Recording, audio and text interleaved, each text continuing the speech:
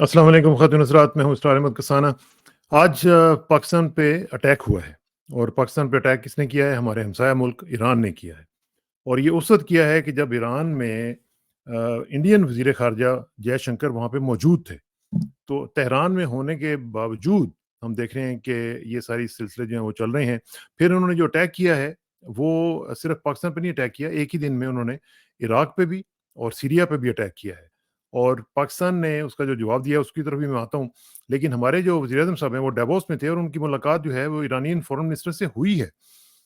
और हमारे जो फ़ॉरेन मिनिस्टर हैं वो इस वक़्त सैर पे गए हुए हैं, कंपाला में है, युगांडा में है। और जो पाकिस्तान के जो हमारे वज़ीर-ए-आज़म साहब हैं, वो उनकी मुलाकात चूँकि ईरानियन फ़ॉरेन मिनिस्टर से हुई थी और उसके बाद इस तरह का काम होना, ये कुछ समझ नहीं आ रही। और फिर ख़ास तौर पे जो हमारे फ़ॉरेन मिनिस्टर हैं, उनसे ईरानियन जो स्पेशल रिप्रेजेंटेटिव हैं ऑन अफ़गानिस्तान हैं, उनकी भी मुलाकात हो चुकी थी। तो अब देखना ये है कि इसका जवाब क्या आता है। एब्सोल्यूटली नॉट कहने वाला तो अब नहीं है वहाँ पे। तो अब कौन कहेगा एब्सोल्यूटली नॉट, और देखेंगे कि इसमें पाकिस्तान का क्या रिएक्शन आता है, उसके भी ज़रा बात करते हैं। और इसके अलावा सियासी गुफ्तगू भी होगी इसमें। लेकिन सबसे पहले मैं आपका तारुफ करवा दूं जनाब हमारे मोहतरम मेहमान से, डॉक्टर फरीद मलिक साहब, साबिक सरबराह हैं हाँ, पाकिस्तान साइंस फाउंडेशन के। डॉक्टर अस्सलाम वालेकुम जी। वालेकुम जी, वालेकुम। डॉक्टर साहब, आपके लिए भी ये सरप्राइज़ हुआ होगा कि बल्कि शॉकिंग सरप्राइज़ होगी कि पाकिस्तान पे अटैक हुआ है ईरान की तरफ से और उसमें 2-3 बच्चे जो हैं वो शहीद हो चुके हुए हैं और कुछ ज़ख्मी हैं और पाकिस्तान की जो एयर स्पेस है उसको वायलेट किया गया है। आप क्या कहेंगे जी इस हवाले से? ये काफ़ी अनफॉर्चुनेट है because there is no reason कि ये हुआ है। और मगर एक चीज़ ज़रूर है कि ईरान वाले ये हमेशा से ये महसूस करते हैं कि पाकिस्तान की जो फ़ॉरेन पॉलिसी है वो इंडिपेंडेंट नहीं रही। हुँ, और ये एक बड़ा इश्यू है, ये एक हिस्टोरिक इश्यू है। और बाज़ लोगों का ये भी ख़्याल है कि जब लियाकत अली ख़ान के मर्डर में भी एक ये चीज़ इन्वॉल्व थी कि he refuse to interfere in Iran situation.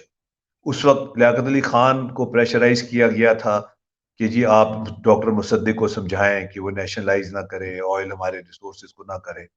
तो लियाकत अली खान साहब ने रिफ्यूज किया। उन्होंने कहा जी वो सॉवरेन कंट्री है, हम भी सॉवरेन है, हम भी डिक्टेशन नहीं लेंगे, ना वो डिक्टेशन लेंगे।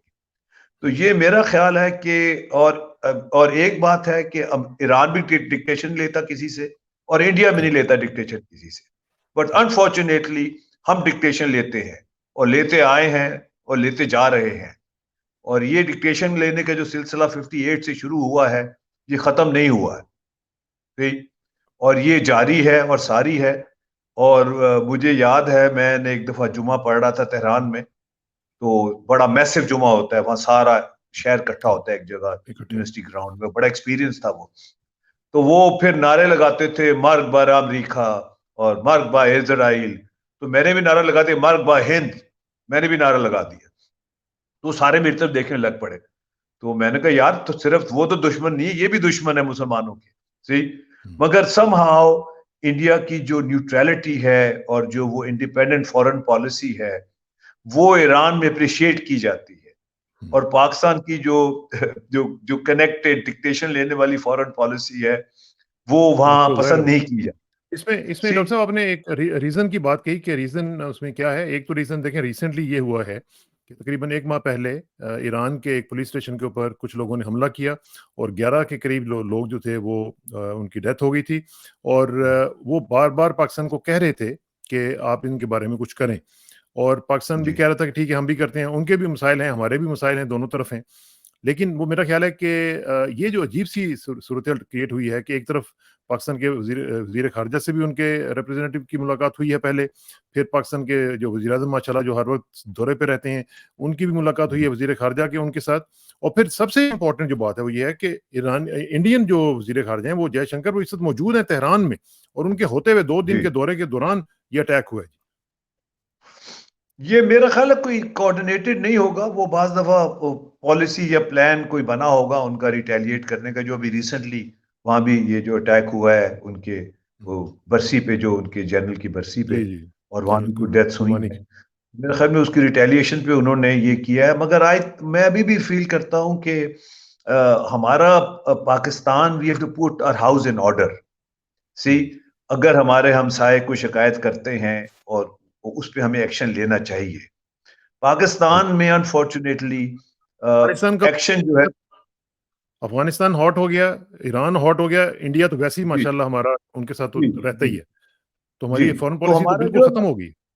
हाँ, और हमारा ये है कि हम एक्शन नहीं लेते किसी भी, ना इंटरनली ना एक्सटर्नली। हमारी हर चीज जो है वो बड़ी डिलेड होती है, फोकस नहीं होता, सही फैसले वक्त पे नहीं होते।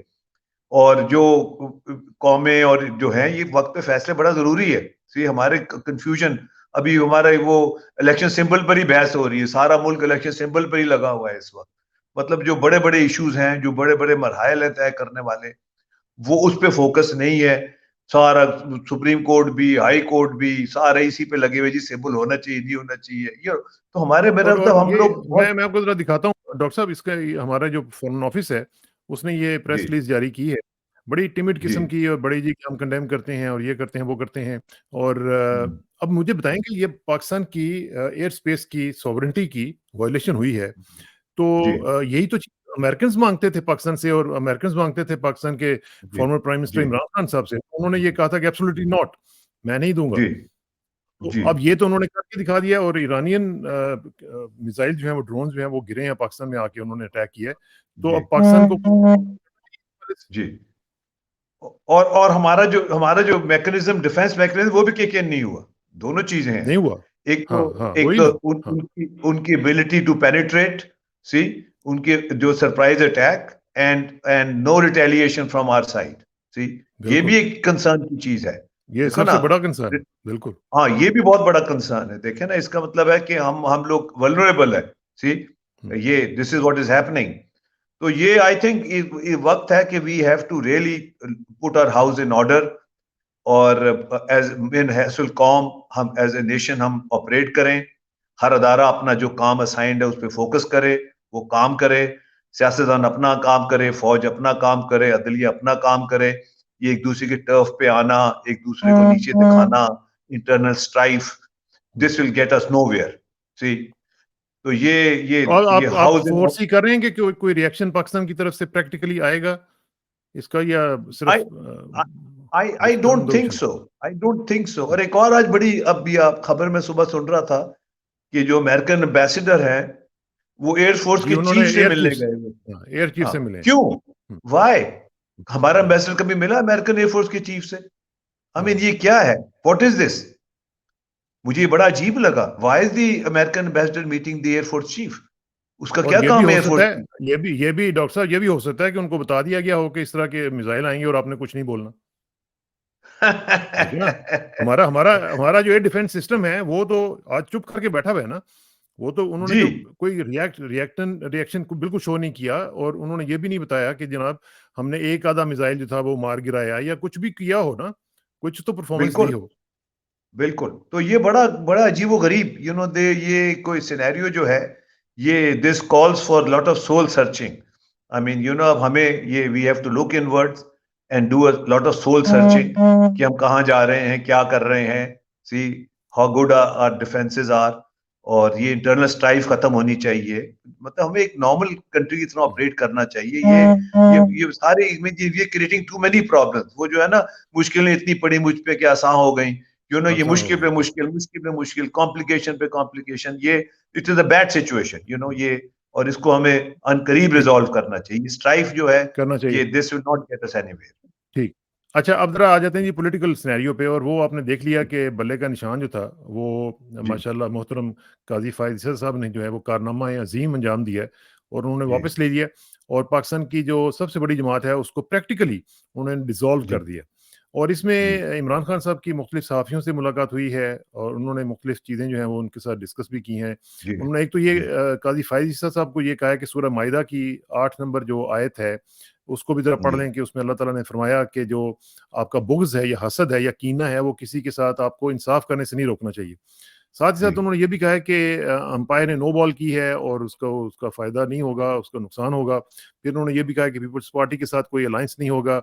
और साथ ही साथ हम ये भी देख रहे हैं डॉक्टर साहब कि इंटरनल डिस्कॉर्ड जो है पीटीआई में, वो बढ़ता चला जा रहा है। ये शेर अवसल मरबत का मामला जो है, अभी देख लें अपनी कल की स्टेटमेंट्स जो हैं वो दोनों तरफ से आ गई हैं। अगरचे बैरिस्टर गोहर ने उसके ऊपर थोड़ा-सा ठंड करने की कोशिश की है उसको, लेकिन किस तरह देख रहे हैं आप ओवरऑल पूरी सिचुएशन को जी? देखें जी, मैं दो तीन चीजें, पहले तो मैं दो तीन चीजें रेज करना चाहता हूं फ्रॉम अ हिस्टोरिकल पर्सपेक्टिव। जी। जुल्फकार अली भुट्टो के खिलाफ मुकदमा लाहौर हाई कोर्ट में चल रहा था 78 में, मर्डर का। उस वक्त भी कोशिश की गई कि वो जो प्रोसीडिंग्स हैं वो जेल में हो, कोट लखपत जेल में हो, मगर उस वक्त की जुडिशरी ने अलाउ नहीं किया था। और उनका जो उन्होंने कहा जी ये राइट है कि पब्लिक हियरिंग कॉमन लॉ का एक बहुत इंपॉर्टेंट एक कंपोनेंट है, लिहाजा ये हियरिंग जेल में नहीं होगी। तो भुट्टो साहब की सारी जो हियरिंग है वो लाहौर हाई कोर्ट और सुप्रीम कोर्ट और ओपन अदालत में हुई। Why is Imran Khan not being tried in the open court? एक मैं ये इशू रेज करना चाहता हूँ। दूसरा मैं इशू ये रेज करना चाहता हूं कि जब 77 का इलेक्शन था तो उस वक्त 9 पॉलिटिकल पार्टीज ने अलायंस बनाया था पाकिस्तान नेशनल अलायंस के नाम से, और उस वक्त भी लाहौर हाई कोर्ट ने उनको एक सिंबल की इजाजत दी थी, हल की। 9 डिफरेंट जमातों को, जो जमात इस्लामी से लेके ANP, नैप थी उस जमाने, नैप तक, यानी राइट लेफ्ट सेंटर सारी पार्टीज मौजूद थी, अलग अलग पार्टीज थी। लाहौर हाई कोर्ट ने उनको एक सिंबल अलाउ किया जो हल का था। तो इसका मतलब यह है कि हमारा जो कॉन्स्टिट्यूशन और हमारा जो रूल ऑफ लॉ वो रिवर्स गियर में जा रहा है इस वक्त। ना ओपन ट्रायल हो रहे हैं और ना सिंबल के रिस्पेक्ट किया जा रहा है। तो मैं ये पॉइंट रेज करना चाहता हूं, ये बड़ा इंपॉर्टेंट है। तीसरी चीज ये, आपने पीटीआई की बात की, पीटीआई में डिस्कॉर्ड नहीं है, पीटीआई में लैक ऑफ स्ट्रक्चर है।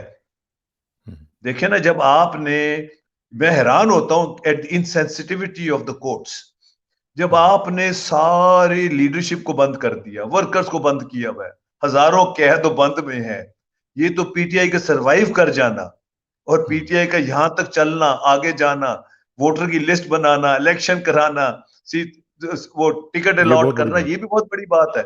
देखो ना, मैं तो ऑपरेशन मैनेजमेंट का प्रोफेसर हूं, I can look at all this.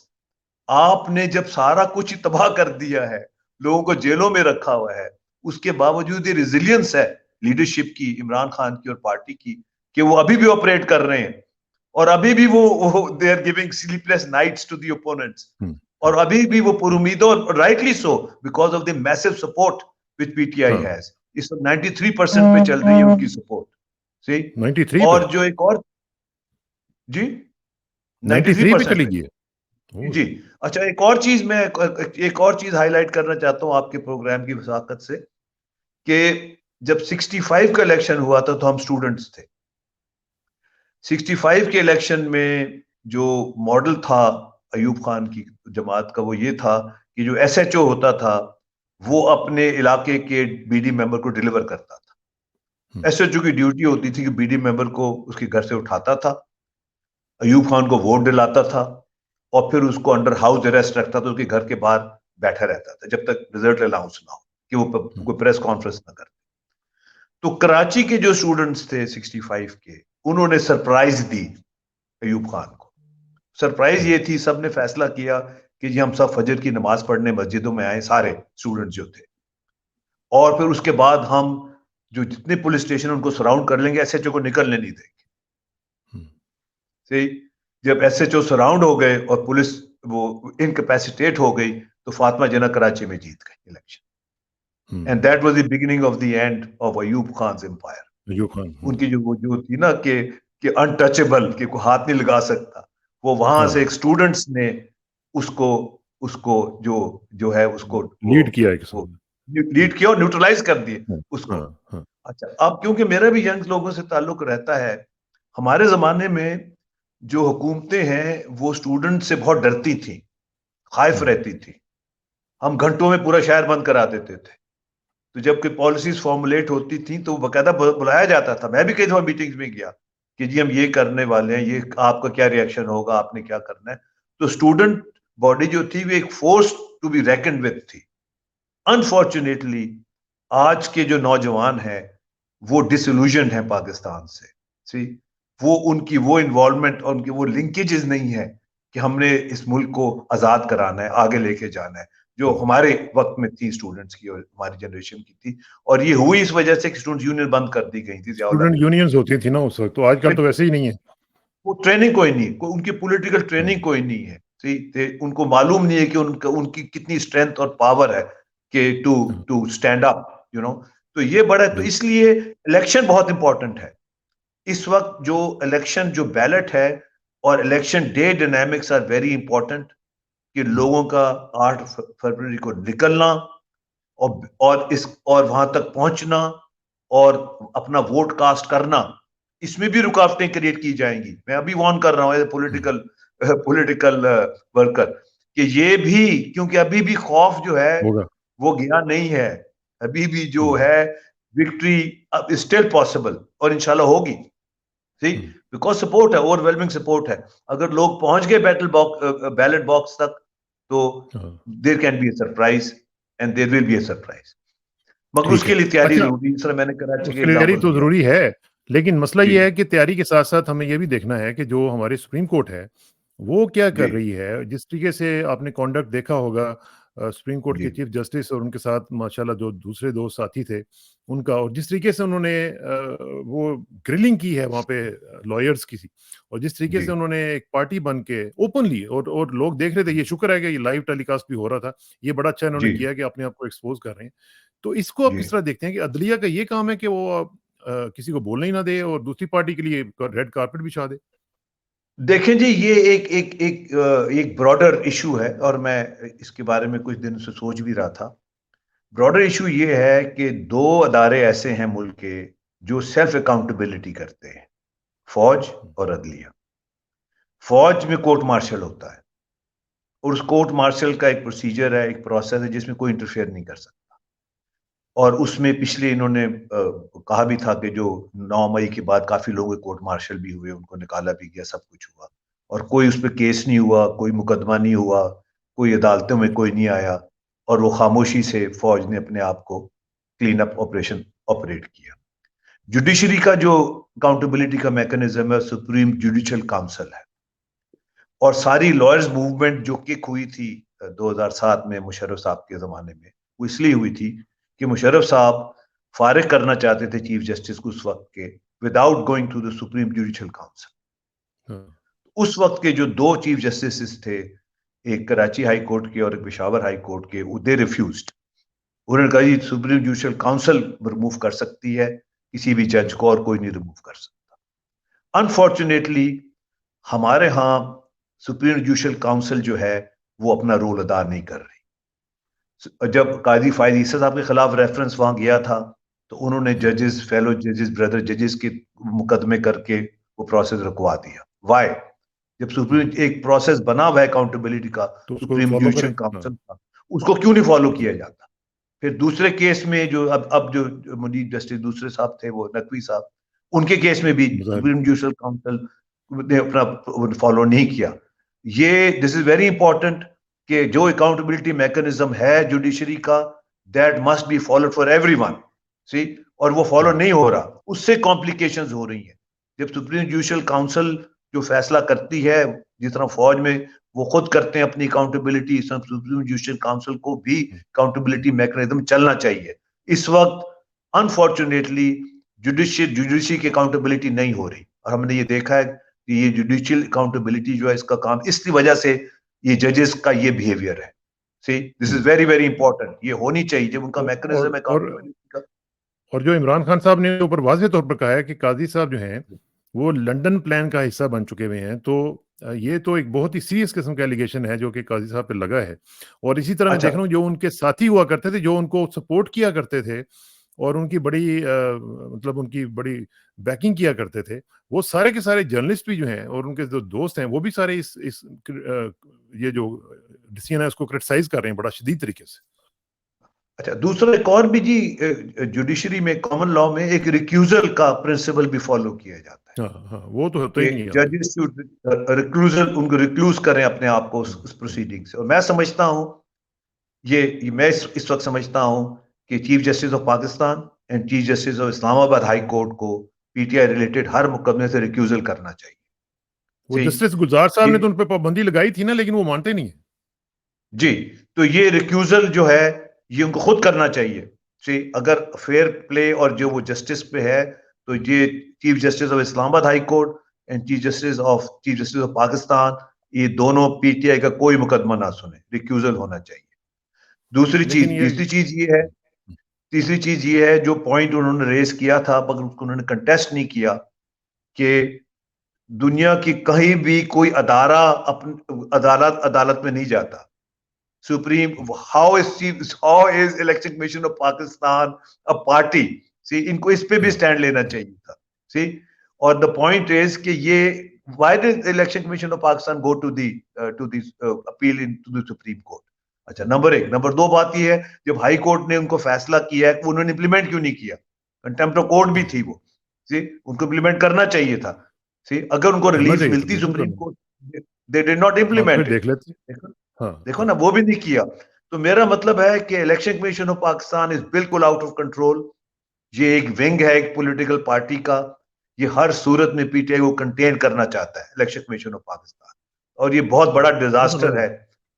और ये जो अब मुझे ये रियलाइज हुआ कि क्यों 73 के आइन में उन्होंने लिखा था कि ब्यूरोक्रेट हेड नहीं करेगा इलेक्शन कमीशन ऑफ पाकिस्तान, वो उनकी विजडम थी। और ये हमारी गलती थी। मैंने भी सपोर्ट किया था कि ये ब्यूरोक्रेट हेड करना चाहिए, क्योंकि इसमें लॉजिस्टिक्स बहुत इन्वॉल्व है जो जजेस हैंडल नहीं करते। ये नहीं कर पहले सकते। ब्यूरोक्रेट हैं जो हेड कर रहे हैं इलेक्शन कमीशन ऑफ और पाकिस्तान के, आते ही, और और ये पहले नहीं डिजास्टर है। तो भाई फिर रेगुलर। हाँ, और डिजास्टर है, डिजास्टर है क्योंकि बिल्कुल ब्यूरोक्रेसी जो डिजास्टर। है, बिल्कुल, और जो ब्यूरोक्रेसी है हमारी, वो टोटली आउट ऑफ कंट्रोल होती है हमेशा। अकाउंटेबिलिटी को बिल्कुल फॉलो नहीं करते। वो अभी भी समझते हैं कि वो बादशाह के नुमाइंदे हैं, and that has been proven by the election commission of Pakistan.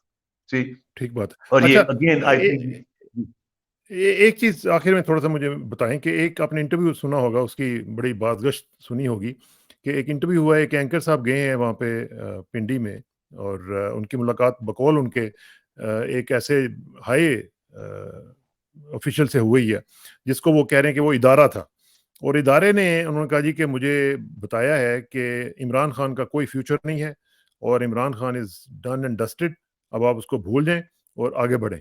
तो ये मुझे बताएं कि ये जो इदारे का उन्होंने नाम लिया है, ये जो भी इदारा है, क्या कोई इदारा इस तरह कह सकता है कि जी अब आप छोड़ दें, जिसको भी छोड़ना है, जिसको कहना है वो आ जाए, जिसको लाना चाहते हैं वो ले आएं, और जो इलेक्शंस हैं वो तो फिर एक मजाक ही बन के रह जाएंगे कि जब पहले से तयशुदा हुआ हुआ है कि जी एक को हमने आने नहीं देना, उसका कोई फ्यूचर ही नहीं है। तो क्या कोई इदारा इस तरह काम कर सकते हैं? देखिए जी, हिस्टोरिकली तो ये होता आ रहा है, ये कोई नई चीज नहीं है, मेरे लिए तो कोई सरप्राइज नहीं है। सी, ये दिस जो आपने बात की, ये तो हिस्टोरिकली होता आ रहा है। मगर जो इस वक्त जो असल चीज ये है कि जो फाइट बैक हुई है इमरान खान और पीटीआई की तरफ से, वो बहुत रिमार्केबल है, और ये एक बड़ा तारीखी मार्का इन्होंने किया है, जो रिजिलियंस उन्होंने शो की है। तो इस वक्त जो मैक्सिमम वो जो है उनकी कोशिश ये है कि किसी भी सूरत में पीटीआई पावर में ना आए, इसको कंटेन किया जाए। दे रियलाइज कि इसको नॉकआउट नहीं कर सकते, इसको कंटेन करने की कोशिश की जा रही है। सी, इसीलिए ये बल्ले का भी निशान और ये सारी चीजें हो रही हैं कि किसी तरीके से ये गवर्नमेंट फॉर्म करने की इनमें काबिलियत ना हो जाए, जो है इनके पास। जो है। अच्छा, as far as knockout is concern, ये तो जाहिर ही उनकी तो ख्वाहिश यही है कि नॉकआउट हो। और मुझे याद है अगरतला कॉन्स्पिरेसी केस चल रहा था वहां ढाका में, तो वो जो प्रिजाइड कर रहे थे जस्टिस एस ए रहमान साहब, उनको नाइट सूट में भागना पड़ा था वहां से। वो अपने नाइट सूट में भाग के यहाँ वेस्ट पाकिस्तान पहुंचे थे। तो पॉइंट ये है कि ये किसी को राइट ऑफ करना ये इतना आसान नहीं होता। जब पब्लिक सपोर्ट होती है तो राइट ऑफ इतना नहीं होता, फिर जजेस को नाइट सूट में भागना पड़ता है। और ये मेरा कहने का मतलब है कि अल्लाह ना करे कि वहां तक बात यहाँ पहुंचे। तक पहुंचे, मगर ये है, तो पहले से सोच लेना मगर चाहिए। ये है, हाँ, मगर ये है कि ये अब वो जमाना नहीं है। और जिस तरह जो कौम को समझ गई है, अंडरस्टैंडिंग बहुत वाइड स्प्रेड है। एक बैलेट जो है, चाहे लंगड़ा लूला बैलेट भी है, अगर वो भी एक अफाम तफहीम से बैलेट का प्रोसेस अगर चलने दिया गया, तो ये अफाम तफहीम से ये मामला सेटल हो जाएगा। किसी अदारे का ये कहना कि भूल जाएं, ये कर दें, ये आई थिंक ये उनकी कैपेसिटी नहीं है, ना कभी थी ना कभी होगी। वो एक इंटरम पीरियड वो गेन कर लेते हैं, मगर लॉन्ग टर्म में विल ऑफ द पीपल के सामने पाकिस्तान कोई का चीज नहीं नुकसान ही। खड़ी, और एब्सोल्युटली, नुकसान बहुत बहुत पाकिस्तान शुक्रिया। को। बिल्कुल सही। हाँ, बहुत बहुत थैंक शुक्रिया यू डॉक्टर सर, साहब, इंशाल्लाह बट बी द मेन मुलाकात होगी ऑप्टिमिस्ट जल्दी। As always. I am always an optimist. और मैं पाकिस्तान के रिसोर्सेज पे काम करता जा रहा हूँ, थरकोल पे भी, रेकोडेक पे हाँ, वो भी, कॉपर आपने पे भी। बल्कि वो एक आर्टिकल भी लिखा है कि कॉपर के हवाले से भी, वो भी जरा थोड़ा सा जी, अगर आप 1 मिनट में हमें उसके जिस्ट बता दें, फिर हम हाँ। नेक्स्ट टाइम उसके ऊपर जिस थोड़ी सी तफसील से बात कर लेंगे। जिस ये है कि जी हम अपने रिसोर्सेज को प्रॉपर्ली एक्सप्लॉइट नहीं करते। संदक में भी हमने ये किया कि हमने कॉन्सेंट्रेट बना के बाहर भेज दिया, और फिर फिनिश मेटल हम महंगी कीमतों में खुद खरीदते हैं, अपनी रिक्वायरमेंट्स खुद पूरी लेते करने हैं, के लिए। हाँ, हाँ। अब रेकोडेक पे भी यही हो रहा है। तो मैंने ये हम्म, लिखा है कि रेकोडेक का जो है ये हम कॉन्सेंट्रेट बाहर ना भेजें, इसको यहाँ प्रोसेस करें, और अपने तांबे की जो रिक्वायरमेंट्स है वो हम अपने इंडिजिनस रिसोर्सेज से पूरी करें। हम क्यों अपने सस्ता माल विदाउट वैल्यू एडिशन बाहर भेजें और फिर महंगा वही फिनिश तो प्रोडक्ट वापस खरीदें? इट डजंट मेक वापस सेंस। लेते हैं। और वाकई इट डजंट मेक सेंस, लेकिन मसला ये है कि जिनकी दिहाड़ियां लगी हुई हैं, जिन्होंने कमिश्न्स लेने हैं अरबों हाँ, रुपए के, हाँ। वो किधर अब ये जाएंगे? वो दिहाड़ियां बंद असल तो होनी कहानी चाहिए। है। हाँ, अब ये अब वो दिहाड़ियां बंद दिहाड़ियां होनी बंद। चाहिए। हाँ, नेशन नीड्स कम फर्स्ट, सबसे पहले नेशन की yes, नीड्स पूरी होनी चाहिए। अभी मैं कराची से भी होके आया हूँ, absolutely, इस वक्त Thar coal is ready to take care of all our इंशाल्लाह, एनर्जी नीड्स। बहुत इस वक्त मुल्क में इंशाल्लाह, बिल्कुल थर जो है वो रेडी है, तो इंशाल्लाह Thar will take care of energy needs. और बाकी जो हमारे मेटल्स इंशाल्लाह। हमको खुद प्रोसेस करें, उनको फिनिश करें, और हमारे इंपोर्ट बिल कम हो, अपनी नीड्स हम खुद अपने इंडिजिनस रिसोर्सेज से पूरी करें। ये और फोकस है पाकिस्तान की जी। इकोनॉमी जो है वो सांस ले सके। बहुत बहुत शुक्रिया डॉक्टर साहब, इंशाल्लाह जल्दी आपसे थैंक यू सर। मुलाकात होगी जी। Thank you very much. अस्सलाम वालेकुम, अस्सलाम वालेकुम, खुदा हाफिज।